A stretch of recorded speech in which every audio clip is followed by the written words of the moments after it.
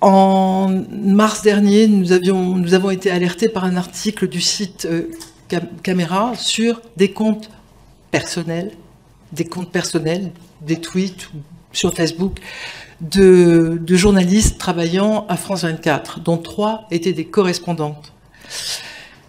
Ces tweets, d'ailleurs, pour certains, remontaient à 2011 et les plus récents, 2020. Et donc, immédiatement, nous avons suspendu ces journalistes pour mener l'enquête, parce que, évidemment, il faut vérifier les faits, traduire, parce que c'était en anglais et les tweets étaient en arabe. Donc, quand on a eu une traduction certifiée, nous avons rompu complètement, immédiatement et avec indignation le rapport avec une des journalistes qui était la correspondante à Beyrouth, qui avait tenu des propos insupportables et antisémites. Donc, nous avons rompu tout contact avec cette personne, mais il faut savoir qu'un tweet s'est prescrit au bout d'1 an. Parce que je n'imaginais pas que c'était si court. Donc, je n'ai pas pu faire autre chose que de nous séparer brutalement et radicalement de cette personne. Les 3 autres.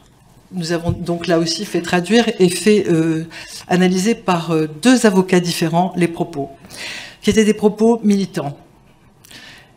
Alors, nous avons traduit la charte de France Média Monde en arabe, parce que ces personnes maîtrisaient peut-être insuffisamment la langue française. Elle n'avait été faite en 2017 qu'en français. Nous avons donc traduit en arabe.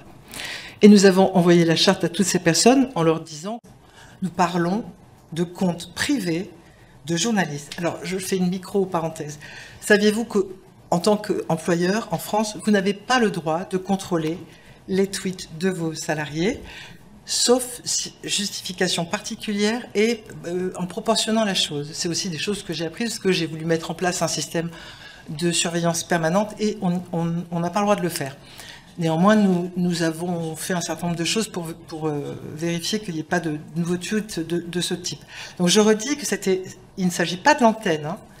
Donc nous avons traduit cette charte qui traite aussi des tweets personnels. Et nous l'avons envoyée à ces personnes. 2 ont signé, sur les 3 autres qui restaient. 2 ont signé, la 3e n'a pas voulu signer. Nous avons rompu toute relation avec elle. Donc sur 4 personnes incriminées, 2 ont été sorties. Les 2 autres ont signé la charte et nous avons même mis en place une formation.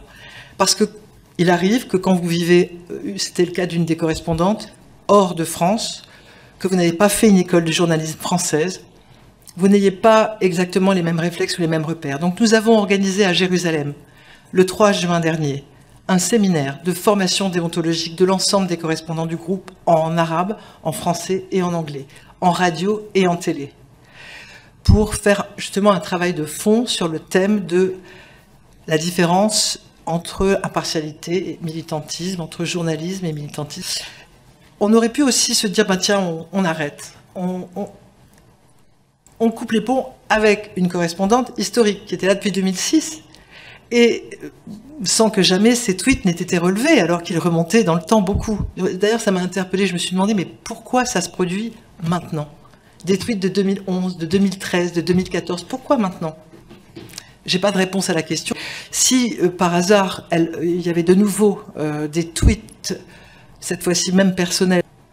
Par ailleurs, vous avez fait allusion, Madame la députée, j'en suis navrée parce que c'est une fake news pure qui nous a valu un droit de réponse sur I24. Nous n'avons jamais recruté un journaliste qui n'a jamais été un journaliste de la BBC, jamais. C'est un journaliste arabophone peut-être, mais pas ni de la BBC ni de nous, et il n'a jamais été recruté par nous.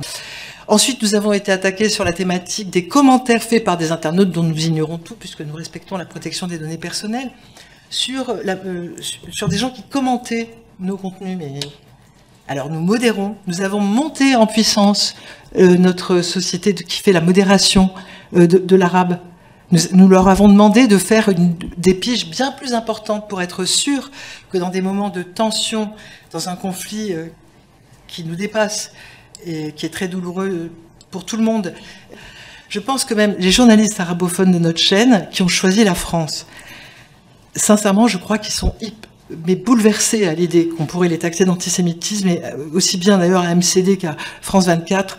Et je pense que vous devriez venir parler avec eux. Vraiment. Parce que ça les bouleverse. Et ils sont tous sauf... Ils veulent surtout pas ça. Donc vraiment, je vous dis de venir parler avec eux.